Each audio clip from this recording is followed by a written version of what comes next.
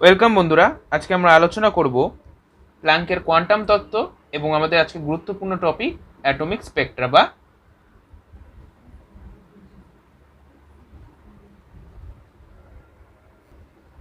পারমাণবিক বর্ণালী। Atomic Spectra বা পারমাণবিক বর্ণালী। তো আমরা জানি যে তড়িৎচুম্বকীয় তত্ত্বের সাহায্যে শক্তি হস্তান্তর সম্পর্কিত ঘটনাগুলির ব্যাখ্যা দেওয়া যায় না। এই ঘটনাগুলি ব্যাখ্যা করতে গিয়ে বিজ্ঞানী ম্যাক্স প্ল্যাঙ্ক, এটি প্রায় 1900 সালের দিকে ঘটনা, বিকিরণের কণাধর্মিতার সাহায্য নেন এবং কোয়ান্টাম তত্ত্বের অবতারণা করেন। পরে বিজ্ঞানী আইনস্টাইন প্ল্যাঙ্কের এই তত্ত্বকে পরিবর্ধিত করেন, মানে বিস্তারিতভাবে আলোচনা করেন। ঠিক আছে, তো প্ল্যাঙ্কের কোয়ান্টাম তত্ত্বের কয়েকটি পয়েন্ট আছে যেগুলি শুধু মনে রাখলে আর এর ভিতরে আমরা জানবো না, কারণ এই সিরিজে আমরা যদি আমরা সম্পূর্ণ আলোচনা করতে চাই তাহলে বড় হয়ে যাবে এবং সিলেবাস আমাদের কমপ্লিট হবে না। তো সুতরাং আমরা ব্রিফভাবে আলোচনা করব। তো 1 নম্বর পয়েন্ট কি বলছিল বিজ্ঞানী প্ল্যাঙ্ক? তিনি বলেছিলেন যে কোনো বস্তুর দ্বারা শক্তির বিকিরণ বা শোষণ নিরবচ্ছিন্নভাবে ঘটে না, অর্থাৎ কন্টিনিউয়াসলি ঘটে না। কি? কোনো বস্তু দ্বারা শক্তির কি বিকিরণ বা শোষণ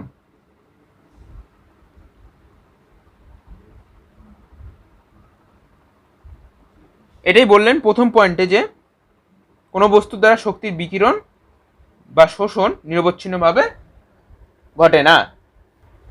তো আরেকটি কি বললেন?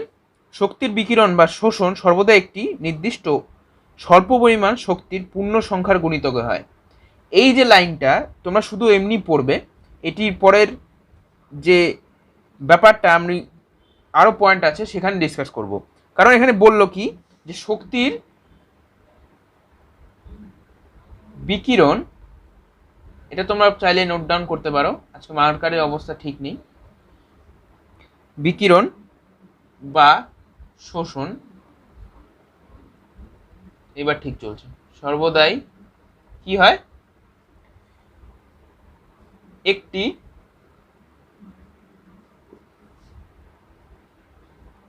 নির্দিষ্ট স্বল্প পরিমাণ শক্তির, এটা বইয়েও আছে, শক্তির পূর্ণ সংখ্যার গুণিতকে ঘটে।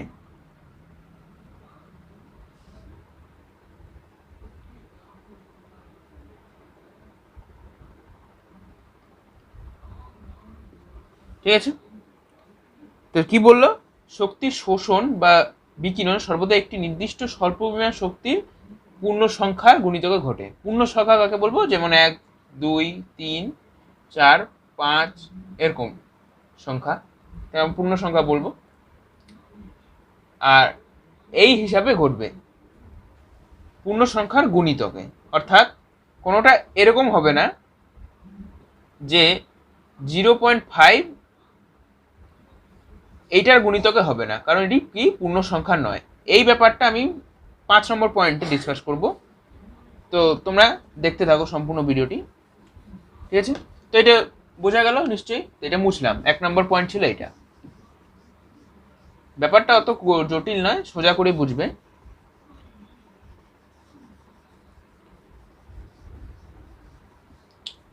তো আরেকটা সেকেন্ড পয়েন্ট কি বলছে, যে নির্দিষ্ট স্বল্প পরিমাণ একই শক্তিকে কোয়ান্টাম বলে। মানে যে পরিমাণ শক্তি কোনো বস্তু দ্বারা শোষিত বা বিকিরিত হয়, সেই পরিমাণ যে শক্তি, স্বল্প পরিমাণ শক্তি, তাকে আমরা বলবো কি? কোয়ান্টাম। এই স্বল্প পরিমাণ শক্তি কি বলবো?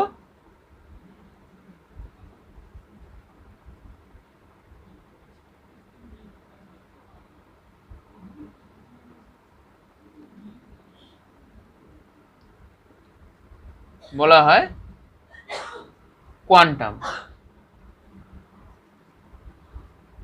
ঠিক আছে, কোয়ান্টাম বলে। কোন স্বল্প পরিমাণ শক্তি, একটু আগে বললাম যে কোনো বস্তু দ্বারা শক্তির বিকিরণ বা শোষণ সর্বদা একটি স্বল্প পরিমাণ শক্তির পূর্ণ সংখ্যার গুণিতকে ঘটে। যেই স্বল্প পরিমাণ শক্তির গুণিতকে, অর্থাৎ যার সঙ্গে গুণ হবে যে শক্তি, ধরে নিলাম, আমি বোঝার জন্য ধরছি যে স্বল্প পরিমাণ শক্তি যদি এক্স হয়, কথা এক্স, ক্যাপিটাল এক্স হইলো এক্সের বা স্মল এক্স ধরি, তাহলে বুঝতে সুবিধা হবে যে একটি স্বল্প পরিমাণ শক্তি যদি এক্স হয়, এর সঙ্গে একটি পূর্ণ সংখ্যা, কথা এক যদি গুণ করি, তাহলে সেটি ইকুয়াল টু হবে তার যে পরিমাণ শক্তি বিকিরণ বা শোষিত হয়েছে।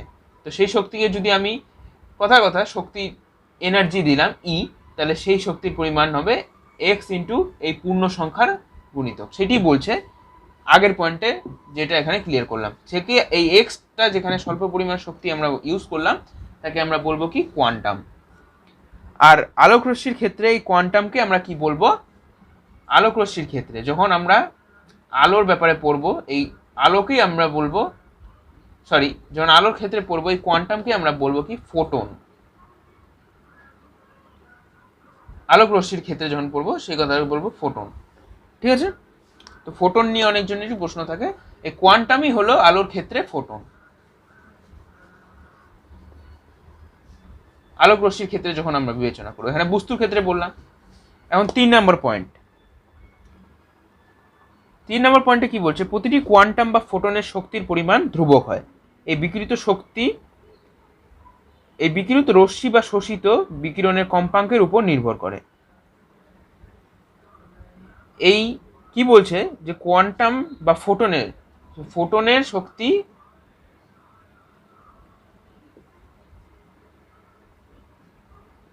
পরিমাণ কি হয়, কনস্ট্যান্ট হবে না,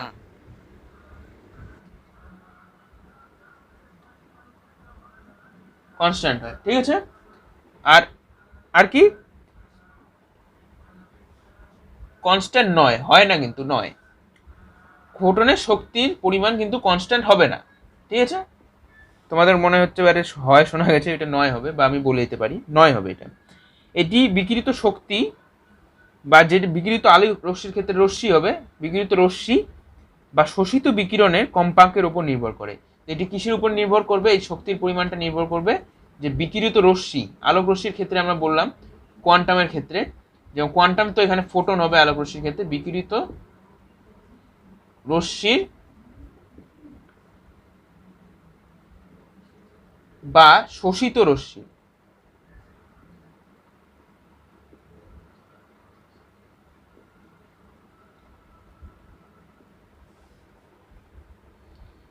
কি হবে, কম্পাঙ্কের উপর নির্ভর করে। যে পরিমাণ রশ্মি বিকিরিত হবে বা শোষিত হবে তার কম্পাঙ্কের উপর কি করবে, নির্ভর করবে। এগুলা শুধুমাত্র এমনি মনে রাখবে, ঠিক আছে?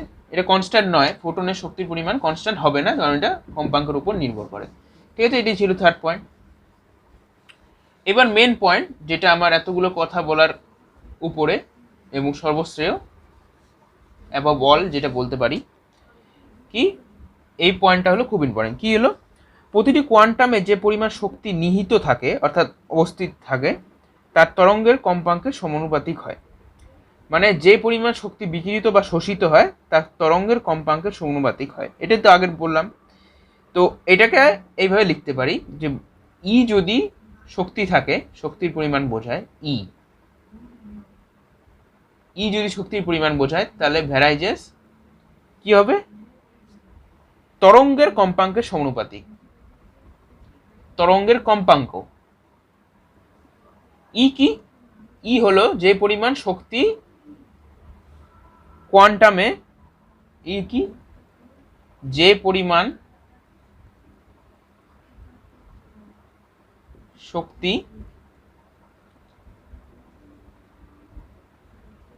কোয়ান্টামে নিহিত থাকে বা উপস্থিত থাকে বা শোষিত বিকিরিত হয়, এটা বলতে পারো। তরঙ্গের কম্পাঙ্কের কি হয়, সমানুপাতিক হয়। এখানে তো সমানুপাতিক চিহ্ন দেওয়া আছে, তাহলে আর লিখবো না, ঠিক আছে। তরঙ্গের কম্পাঙ্ক আমরা কিভাবে লিখতে পারি? তরঙ্গের কম্পাঙ্ক আমরা লিখতে পারি নিউ। এই চিহ্নটা মনে রাখবে, এটাকে নিউ বলে, নিউ চিহ্ন নিউ, সেটা বলে নতুন চিহ্ন হিসাবে বললাম নিউ বলে এটাকে, নিউ। ঠিক আছে। এখন এটা কি সমানুপাতিক? তাহলে এখানে একটা আমরা ধ্রুবক ইউজ করব, যেটা বলবো এইচ। এইচ হলো সমানুপাতিক ধ্রুবক, তো এইচ নিউ হবে। এই এইচকে আমরা বলি, কি বলি, অনেকজন বলে ফেলেছে প্ল্যাঙ্ক কনস্ট্যান্ট।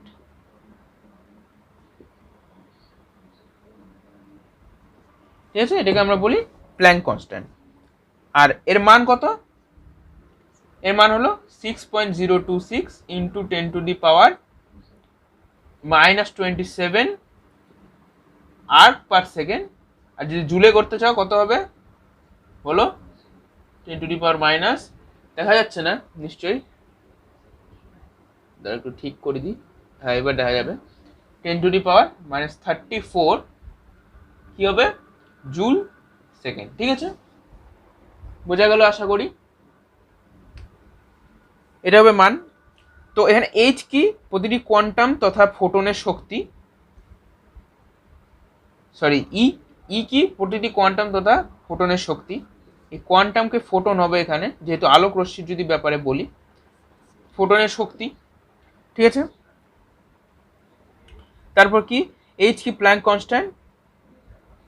আর নিউ কি? কম্পাঙ্ক, যেই শক্তি নিহিত থাকে তার তরঙ্গের কম্পাঙ্কের সমানুপাতিক। যে আলোক রশ্মি থাকবে ফোটনের ক্ষেত্রে, তার তরঙ্গের কম্পাঙ্কের সমানুপাতিক হবে। ঠিক আছে।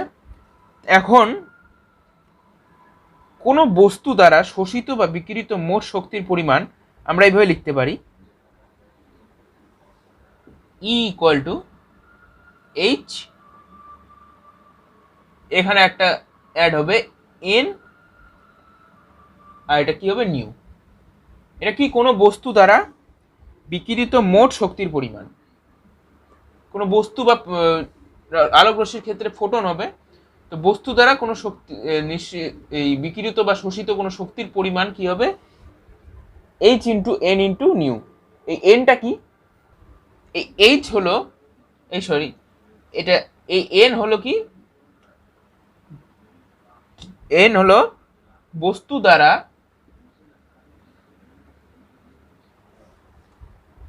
শোষিত বা বিকিরিত ফোটনের সংখ্যা।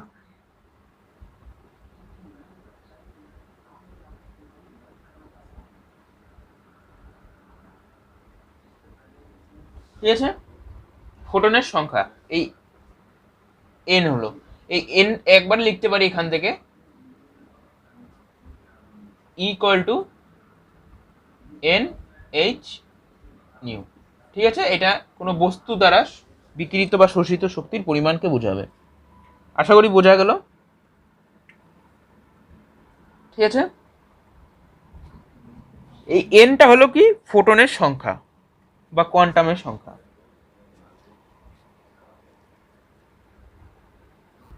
এখন সবার থেকে গুরুত্বপূর্ণ, আরো গুরুত্বপূর্ণ আমি বললাম পঞ্চম পয়েন্ট, যেটাতে আমি প্রথম পয়েন্টটা ডিসকাশনও করব।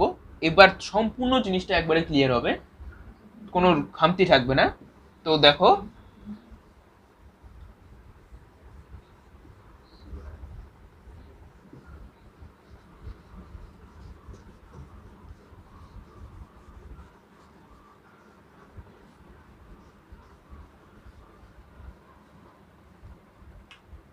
তো দেখো কি বলছে পঞ্চম পয়েন্টে। দেখো আমি কি বললাম ফার্স্ট পয়েন্টে, যে কোনো বস্তুর শক্তির বিকিরণ বা শোষণ কন্টিনিউয়াসলি ঘটে না।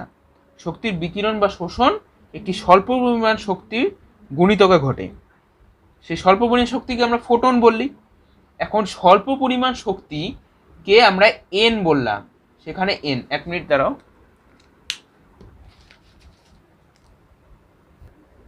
তো এন, এনকে আমরা কি বলবো? ফোটন। ঠিক আছে, ফোটন বা ফোটনের সংখ্যা বলতে পারি, সেটাই তো প্রথম পয়েন্টে বলছিল।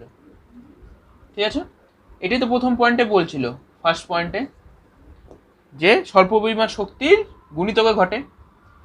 আচ্ছা, আরেকটা পয়েন্ট কি বলছিলাম, যে কি হবে পূর্ণ সংখ্যার, ঠিক আছে, পূর্ণ সংখ্যা, এই এনটাকে কিন্তু হতে হবে কি পূর্ণ সংখ্যা। অর্থাৎ এখন দেখবে যে কোনো, যদি আমি লিখি যে কোনো বস্তু এরকম আছে, এন এইচ নিউ তো ফর্মুলা, তো এন যখন এক হবে কি হবে, ই কত হবে এইচ নিউ। এটি একটির ক্ষেত্রে যদি ফোটনের সংখ্যা এক হয়,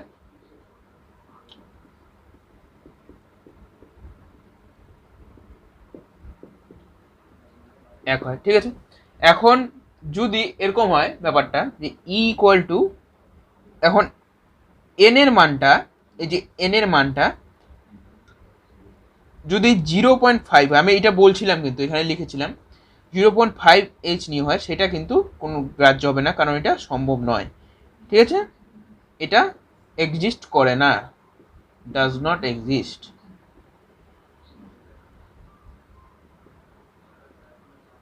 ঠিক আছে, এটা মনে রাখবে। বা এর জায়গায় 1.2, 1.2333 এরকম কিছু হলেও কিন্তু সেটা কি হবে, এক্সিস্ট করবে না, ঠিক আছে। তো এটুকুই হলো প্ল্যাঙ্কের কোয়ান্টাম তত্ত্ব, যেটা কোনো বস্তুর শক্তির পরিমাণ, মানে কোনো বস্তুর যে শক্তি বিকিরণ বা শোষণ কিভাবে ঘটে, অর্থাৎ যে কিভাবে ঘটে আরেকবার বলে দিই, যে নির্দিষ্ট স্বল্প পরিমাণ বা ফোটন, আলোকরশ্মির ক্ষেত্রে ফোটন, কোয়ান্টাম হলো বস্তুর ক্ষেত্রে, তো সেই ফোটনের কি হবে পূর্ণ সংখ্যার গুণিতকে, আর সেটি কিসের সমানুপাতিক, কোনো ফোটনের যে পরিমাণ শক্তি থাকবে তার তরঙ্গের কম্পাঙ্কের উপর নির্ভর করে, এবং সেটি কি সমানুপাতিক হয়, অর্থাৎ ই ভ্যারাইজেস কি হয় নিউ, ঠিক আছে। এটি হলো প্ল্যাঙ্কের কোয়ান্টাম তত্ত্বের মূল কনসেপ্ট। এইবার আসি গুরুত্বপূর্ণ টপিক, অ্যাটমিক স্পেকট্রা, বা অনেকজন অ্যাটমিক স্পেকট্রাম বলে, পারমাণবিক বর্ণালী। তো ছোটবেলা আমরা বর্ণালী তো পড়েছি, ছোটবেলা বলতে ক্লাস 10-এ 8-এ, তো সেইটির কনসেপ্ট মনে আছে আশা করি। বর্ণালী কাকে বলে, যখন আমরা কি জানতাম যে সূর্যের যে আলো, যেটা আমরা সংজ্ঞা হিসেবে জানতাম, কি জানতাম যে বহু বর্ণীগুচ্ছ যখন আলো এটি স্বচ্ছ প্রিজমের মধ্যে গেলে যে ডিসপারশন বা বিচ্ছুরণ ঘটে, সেই ঘটনাটা ক্ষেত্রে বিচ্ছুরণকে আমরা বলি, বিচ্ছুরণ ঘটে, তার ফলে যে কি সৃষ্টি হয়, 7টি রঙের যে সৃষ্টি হয় তাকে আমরা বর্ণালী বলবো, ঠিক আছে। তো এরকম হতো যে কোনো আলো, এক মিনিট, এরকম ভাবে কোনো আলো প্রিজমের মধ্যে দিয়ে আসলো, এটা কি সাদা আলো, ঠিক আছে, এরকম ভাবে এসে এরকম ভাবে, ঠিক আছে, এখানে একটা আমি কি রাখলাম, স্ক্রিন রাখলাম, ঠিক আছে, এখানে পড়লো,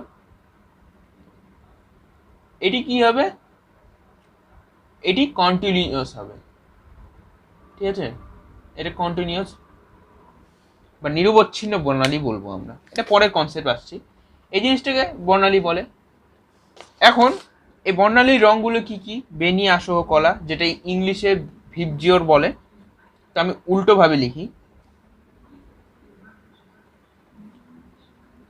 এভাবে লিখি, V I B G Y O R, 2 3 4 5 6 7, ঠিক আছে, ঠিক আছে।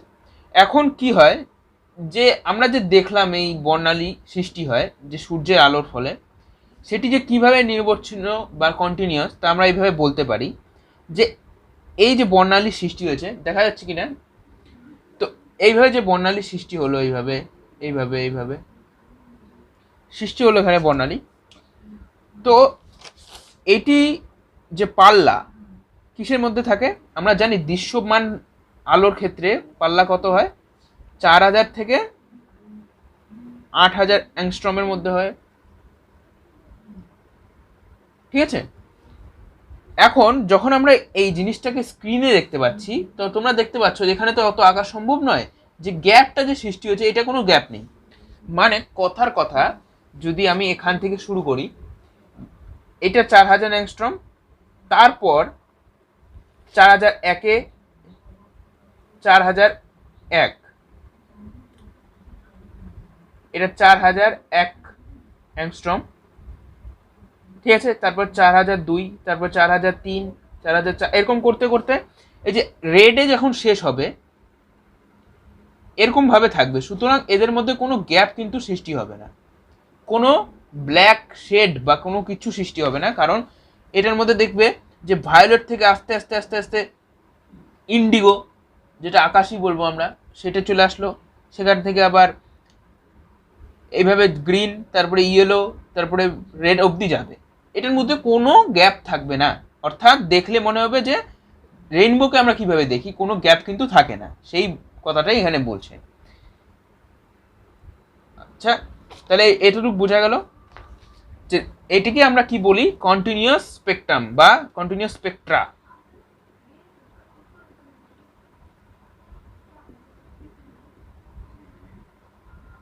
ঠিক আছে, তো কন্টিনিউয়াস স্পেকট্রা কাকে বলে এটা দেখলাম। তো এটি হলো নর্মাল বর্ণালীর উদাহরণ। ঠিক আছে, এখন আসবো পারমাণবিক যে বর্ণালী বা অ্যাটমিক স্পেকট্রা, মেন যেটা, কাকে বলে। ঠিক আছে, আজকে আমি এমিশন স্পেকট্রাম ব্যাপারে শুধুমাত্র জানাবো। এমিশনের স্পেকট্রাম কি? এই অ্যাটমিক স্পেকট্রাকে বা স্পেকট্রামকে দুভাগে ভাগ করা যায়। তো কন্টিনিউয়াস স্পেকট্রা বোঝা গেল নিশ্চয়ই।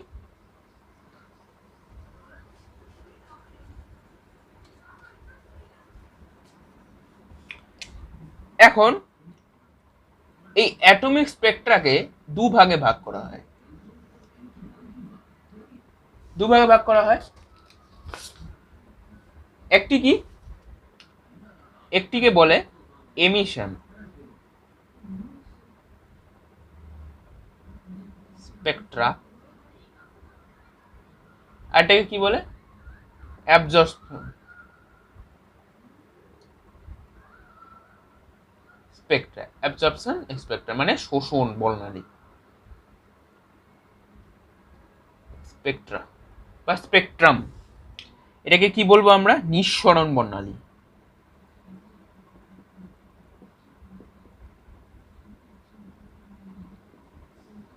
এটাকে কি বলবো? শোষিত বর্ণালী।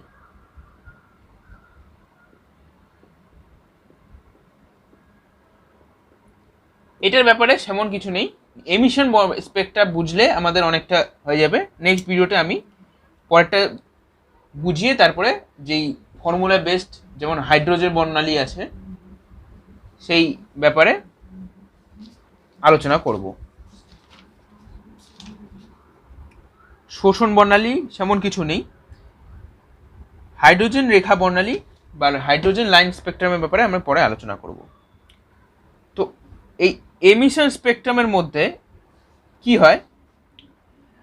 একটা পরীক্ষা মাধ্যমে এই এমিশন স্পেকট্রামে যে পরীক্ষা, যেটা আমরা বলতে পারি যে পর্যবেক্ষণ করা হয়, সেটা কি? একটা পাত্রে এরকম একটা পাত্র, যেটাকে স্লিট বলতে পারো, কাচের একটা কি বলে পাত্র এরকম বলতে পারো। তো স্লিট না, সেটা আলাদা জিনিস। তো এর মধ্যে কি আছে? অ্যাটমিক গ্যাস আছে। অ্যাটমিক গ্যাস কি কি হতে পারে? হাইড্রোজেন, হিলিয়াম, এরকম গ্যাস আছে। তো একে আমরা উত্তপ্ত করব কি দিয়ে? আগুন দিয়ে। না, আগুন দিয়ে উত্তপ্ত করা যাবে না। এখানে আমরা কি ইউজ করব? Electric current. ইলেকট্রিক কারেন্ট দিয়ে হিট করব। কোথায়? এই অ্যাটমিক গ্যাসকে। তো কি অ্যাটমিক, লিখি অ্যাটমিক গ্যাস heated with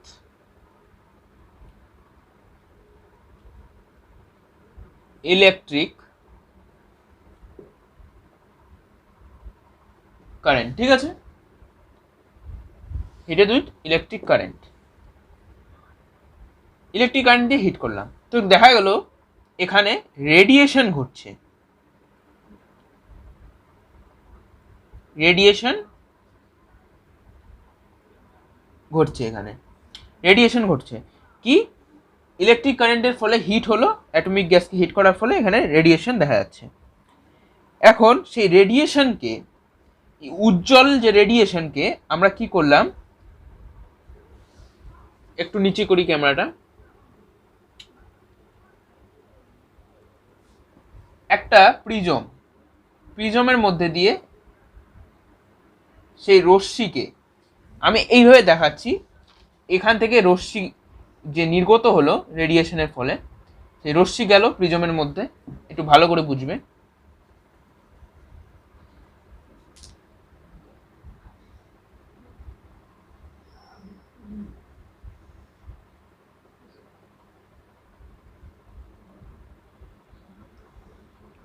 ঠিক আছে, এরকম রশ্মি গেল, এটা আমি বেশি আঁকবো না, কারণ কারণ বোঝানোর ক্ষেত্রে সুবিধা হবে। তাহলে এইভাবে রশ্মি গেল, এখানে আমি কি রাখলাম, পর্দা বা স্ক্রিন রাখলাম। ঠিক আছে, বোঝা গেল? এখন হচ্ছে কি, এখানে আগে আমরা কি দেখলাম, যে যে বর্ণালীটা কেমন ছিল, এরকম ছিল, মানে কোনো গ্যাপ নেই প্রায় বলতে গেলে, এরকম ছিল, যেটাকে আমরা কন্টিনিউয়াস বললাম। এখানে দেখা যাচ্ছে কি, যে স্পেসিফিক তরঙ্গ দৈর্ঘ্য বিশিষ্ট যে বর্ণালী, সেই গুলোই শুধুমাত্র এই পর্দায় দেখা যাচ্ছে।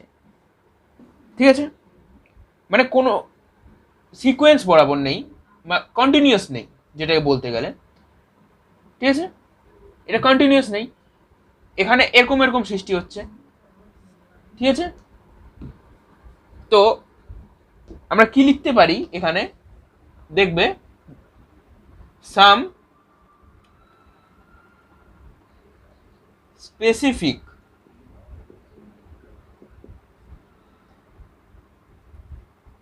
wavelength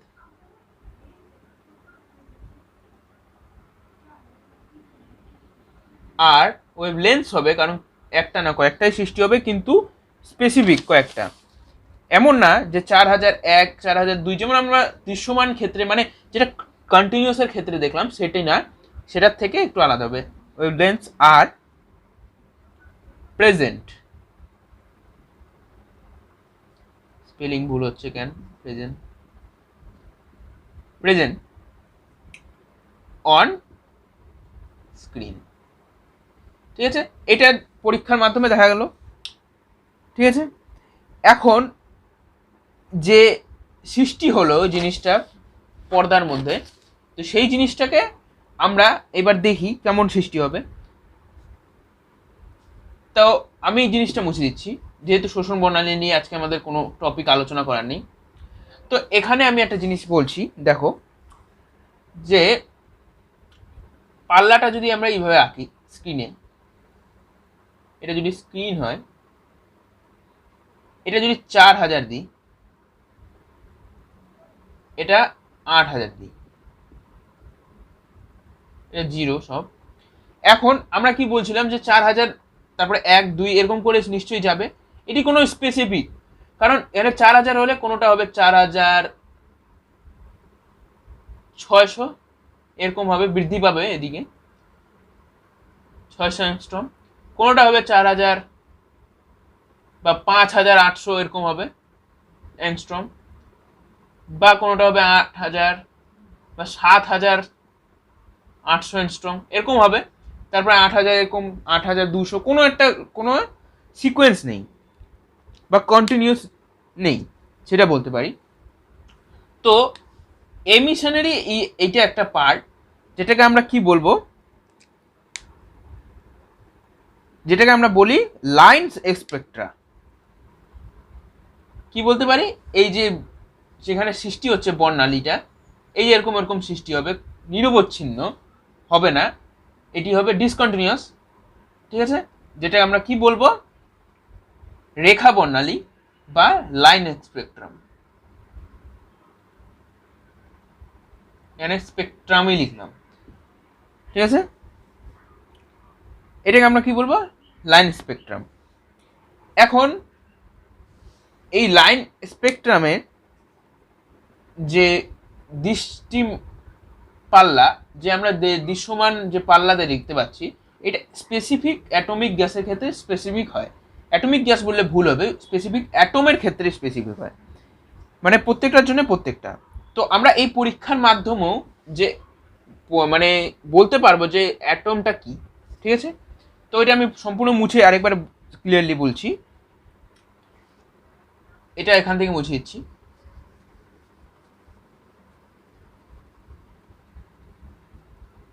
তা আমরা কি বলতে পারি, যে identity of any atom,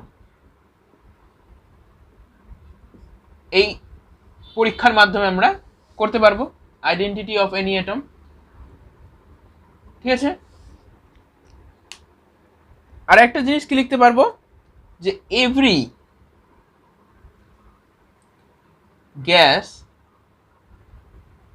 has a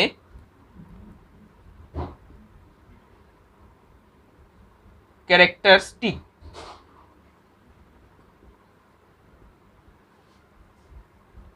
emission spectrum।